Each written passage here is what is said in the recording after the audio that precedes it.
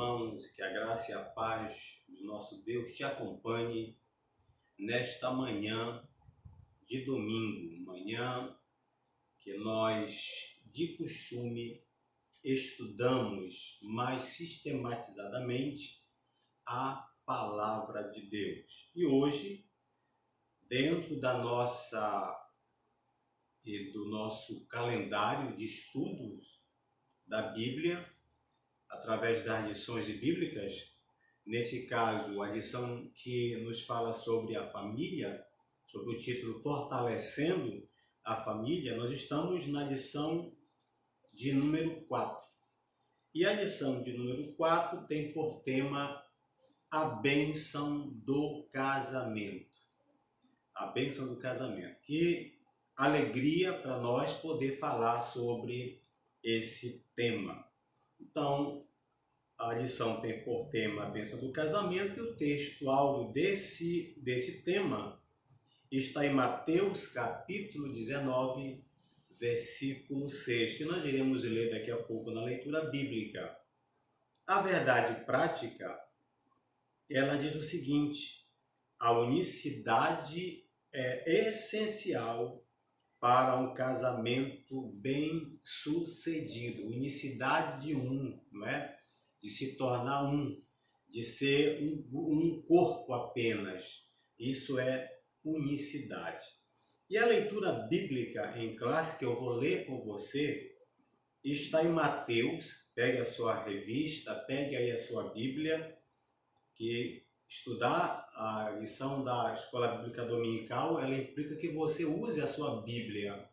Você é um bom estudante ou estudioso da Bíblia, você precisa ter uma Bíblia para acompanhar as leituras. Então, abra aí em Mateus, capítulo de número 19. Mateus, capítulo 19, do verso 4 ao verso 8. Eu vou esperar você, para você abrir aí a sua Bíblia, ou pegar a sua revista, ou abrir o seu aplicativo da nossa escola dominical, da nossa lição de hoje, para lermos esse texto sagrado. Mateus 19, 4 a 8. O que é que diz esta passagem bíblica? Vamos lá. Então respondeu ele: não tendes lido que o Criador desde o princípio os fez homem e mulher? E que disse: por esta causa deixará o homem pai e mãe, e se unirá à sua mulher, tornando-se os dois uma só carne? É uma pergunta. De modo que já não são mais dois, porém uma só carne, unicidade. Não é? Portanto, o que Deus uniu, que Deus ajuntou, não o separe o homem. Verso 7. Replicaram-lhe: por que mandou então Moisés dar carta de divórcio e repudiar?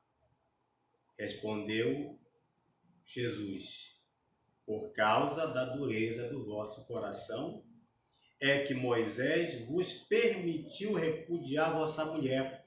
Entretanto, não foi assim desde o princípio. Então você já consegue visualizar que Jesus faz uma defesa do casamento, a defesa de uma união duradoura, a união de que o homem se une, a mulher ao homem, e os dois viverão felizes até que a morte os separe. Então não há como, além daquilo que está previsto na Bíblia como razão para a separação, nós não podemos buscar subterfúgios a mais para o divórcio. Então, embora o tema aqui seja o casamento, nós não podemos deixar de reforçar, não podemos de fazer este comentário, abrir esta vírgula para dizer que o casamento é até que a morte os separe. Seguindo então a lição, nós vamos ver que esta lição está dividida em três partes. Ela tem uma organização que fala do porquê a bênção do casamento. Qual é a primeira parte? É tratar o que é o casamento. A segunda parte fala das bases do casamento. E a terceira parte, os propósitos do casamento. Então vamos começar dizendo que o casamento ele tem uma base espiritual. Ele tem uma base bíblica, ele tem uma base social, sim, tem uma base legal. A sociedade, ela pensa, legisla sobre o casamento, mas o fundamento maior de um casamento, ele é espiritual. O nosso comentarista, ele vai dizer: a Bíblia é tanto padrão avaliador para o casamento, como a chave para um matrimônio feliz. Então, nós vivemos tempos bastante complexos, vivemos tempos bastante difíceis hoje, em que se procura bases legais, jurídicas, para fundamentar, para sistematizar conceito de casamento, conceito de homem, conceito de mulher, conceito de relações entre sexo oposto até do mesmo sexo. Mas vamos analisar que esse casamento que eu estou falando, o fundamento, a base do casamento que eu estou falando, é o casamento bíblico entre um homem e uma mulher. É um casamento onde a Bíblia dá a devida orientação, dá o fundamento maior para que tenha esse padrão de fato que glorifique o nome do Senhor nas boas construções desse casal. Então, é uma instituição divina. O casamento é uma instituição divina, nós não podemos deixar de falar isso, né? Porque ele é fundamentado na vontade de Deus. O primeiro casamento, a primeira relação a primeira junção entre um homem e uma mulher foi feita pelo próprio Deus. Adão e Eva foi esse casal que Deus juntou, Deus formou, Deus preparou para que eles vivessem um para o outro. Então, ele é uma instituição divina. O casamento, ele é, digamos, a base para que um homem e uma mulher possam, de fato, ser honrados. Olha o que diz a Bíblia em Hebreus capítulo 13, verso 4. Você que tem aí essa revista, e se não tiver, pega a Bíblia. Hebreus capítulo 13, verso 4, que diz assim: digno de honra entre todos seja o matrimônio, bem como leito sem mácula, porque Deus julgará os impuros e adúlteros. Então, a lei maior, a lei espiritual, a lei moral, ela é divina. Nós temos que nos basear nessa organização de que é preciso, no casamento, que haja honra. Honra para o marido, honra para a esposa e honra para Deus. O casamento vai, digamos, dignificar essa decisão de se casar, porque Deus institui o casamento. Ele é o grande interessado nessa união. O ponto seguinte fala sobre a instituição social. Então, o casamento hoje tem muitas formas, tem muitos ritos. As pessoas procuram as mais diversas formas ou formatos do casamento, não é? Pessoas buscam vários tipos de cerimônia, ou fazem com padre, fazem com pastor, ou fazem com rabino, ou fazem de forma mais eclética, um sincretismo, não sei. Mas é uma instituição social, há uma relação onde se constitui uma família. E a família é a primeira célula, é uma das bases de uma sociedade. São as famílias. A sociedade ela é constituída por famílias. Portanto, o casamento, ele gera uma nova família, ele forma uma nova célula. Então, as relações jurídicas, as bases jurídicas, as bases da sociedade, elas estão aí e cada um segue essas bases, portanto, não esquecendo que a base maior é a base espiritual, é a base divina. O comentarista faz cria uma frase aqui que eu achei muito interessante. Ele diz assim: a família, ela é a base da sociedade. E a sociedade é o prolongamento da família. Então, você como família, você constitui a sociedade. Uma vez a sociedade, ela prolonga. É a partir daí que os filhos virão, você vai se relacionar com outras pessoas, com outras famílias, virão outros casamentos, porque você criou, você está dentro de uma sociedade, de um grupo de pessoas, não é? Que você tem afinidade, tá bom? O terceiro ponto desse item 1 fala que o casamento é uma instituição legal. É legal porque, primeiro, a lei divina ela garante, né? É um processo de escolha, você escolheu alguém que vai ser seu cônjuge, você vai viver com ele, viver com ela, você procurou os ritos legais, você procurou o rito divino, o rito espiritual, então você se casa. Então há uma base, há uma legalidade para você se casar. E é bom que se fale isso. Casamento deve ser uma bênção para você. Casamento não pode ser um peso, não pode ser uma cruz, né? Casamento tem que ser bênção para você. Então, tanto do ponto de vista divino, quanto do ponto de vista da legalidade da sociedade, você está se instituindo numa relação onde a sociedade ela também lhe dá, digamos, legalidade para você viver com esta pessoa que você escolheu para ser o seu companheiro, a sua companheira. Não é? Diz o texto aqui, a lei de Deus ela é superior às leis humanas. As leis humanas, eu já falei sobre isso, mas diz o seguinte ainda: convém observar todo o conselho de Deus a respeito do casamento.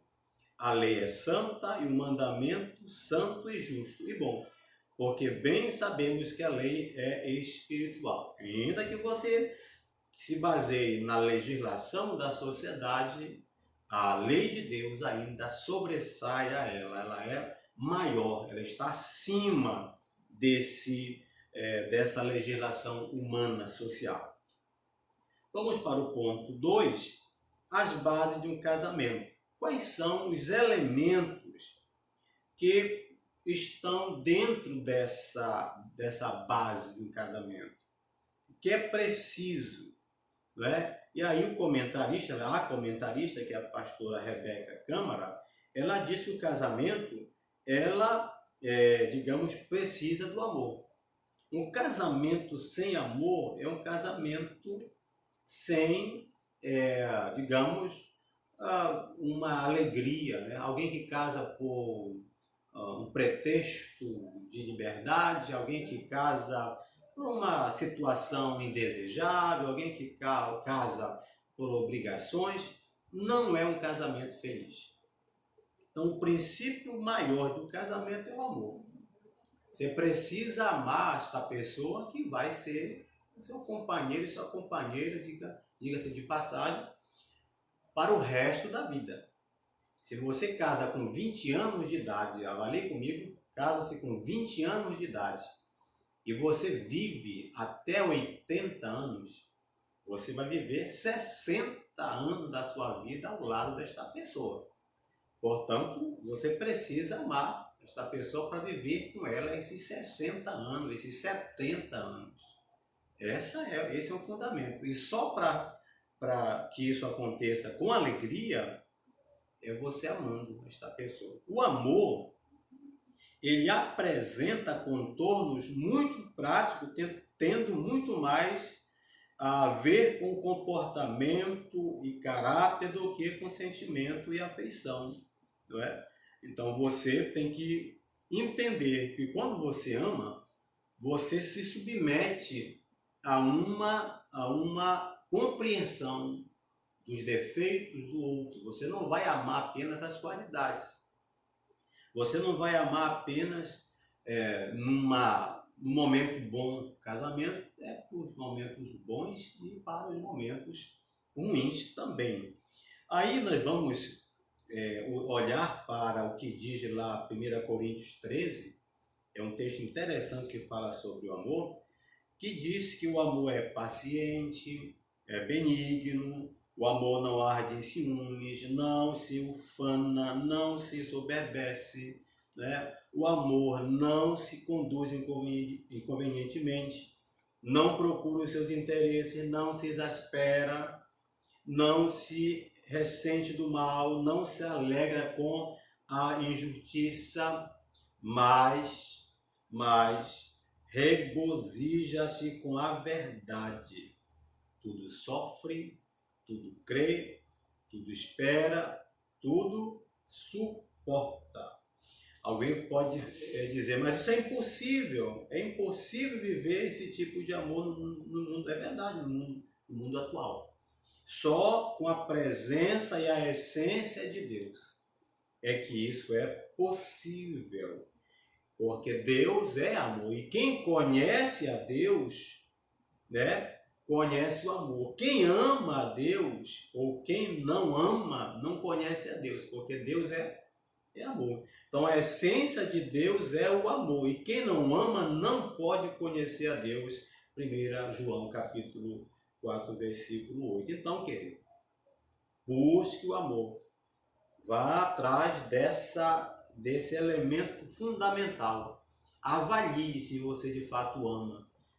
Porque esse é a base de um casamento. A segunda é o respeito. Respeito é a fidelidade. Então o amor ela expressa respeito e fidelidade. Então, respeito implica em você ser fiel, em você entender, em você suportar as diferenças, as dificuldades, as limitações do outro. Então você respeita na presença, você respeita na ausência, você respeita perto, você respeita longe. Esse é o fundamento de um casamento sólido, não é? O comentarista diz assim: todavia, para que o casamento seja restaurado, é necessário total compromisso e transparência de ambas as partes, assim como inteira dependência do Senhor Jesus. Às vezes se perde esse respeito por alguma situação, algum fato que ocorreu durante a vida de casado. Aí você precisa restaurar essa confiança, esse respeito. Como é que você faz isso? Se arrependendo, você abandonando aquela prática, você buscando o perdão do seu cônjuge, para que você mantenha o respeito, mantenha essa base fundamental de um casamento em evidência. O ponto 3 fala de confiança, está próximo, respeito e confiança, né? Então, você precisa conquistar esta confiança. Você não vai impor a confiança, mas você vai conquistar. E às vezes isso gera, quando há confiança, o ciúme não aparece, né? O ciúme não se apresenta, porque o ciúme, quando ele é muito excessivo, ele passa a ser um sentimento um sentimento possessivo, um sentimento de posse. Não pode ir, não pode isso, não pode aquilo, não pode vestir, não pode pintar o cabelo. Muitas limitações por conta de um ciúme. E isso está relacionado à confiança. Quando você confia, esse seu sentimento de ciúme, de posse, de controle, ele se dilui. Ele não se prolonga, ele não é um problema, porque o ciúme muitas vezes se torna um problema. Olha o que diz 1 João 4,18. No amor não existe medo. Antes, o perfeito amor lança fora o medo. Ora, o medo produz tormento. Logo, aquele que teme não é aperfeiçoado no amor. Então, quando a pessoa tem medo, ela não confia, ela fica, né, desconfiada, medrosa, não dá liberdade ao seu cônjuge. Isso pode estar relacionado a um sentimento de que você precisa rever, avaliar, ajustar para que isso não seja um problema para a sua vida, tá bom? Então, vamos pontuar. 3 elementos base para um bom casamento, 3 elementos base para que tenhamos um casamento sólido. Primeiro, amor. Segundo, respeito. E terceiro, confiança. O ponto 3 dessa lição, ela fala sobre o propósito do casamento. Qual é o propósito do casamento? Primeiro, é companheirismo mútuo. O próprio Deus, quando fez a mulher, ele fez para que ela fosse a sua companheira, não é? Diz que ele foi fazer uma adjutora, uma companheira, alguém que vai estar do teu lado, vai estar te ouvindo, vai estar conversando. Ela vai ser essa pessoa que vai te ajudar nos momentos ruins, vai te ajudar nos momentos bons. Vocês vão viver esse companheirismo. Então, companheirismo mútuo é um dos propósitos do casamento. Não é bom que o homem esteja só. Então, se você está só, você precisa encontrar alguém que possa lhe fazer companhia. Solidão é um problema dos dias atuais, não é? Então, o casamento te proporciona que você tenha um companheirismo mútuo. O segundo ponto desse item é procriação responsável. Então, é o momento de procriar, é aí que gera os filhos, aí que virão os filhos desse casamento de forma responsável. Hoje já se faz um planejamento para você ter filho, você se planeja, você se organiza, né, para gerar uma criança que há responsabilidades. Filhos trazem responsabilidades, filhos são heranças do Senhor, filhos são uma bênção, né, para o casal, mas tem que ser feito com responsabilidade. Não podemos ter filhos sem pais, ou filhos com pais presentes, vivos, mas ausentes, digamos assim.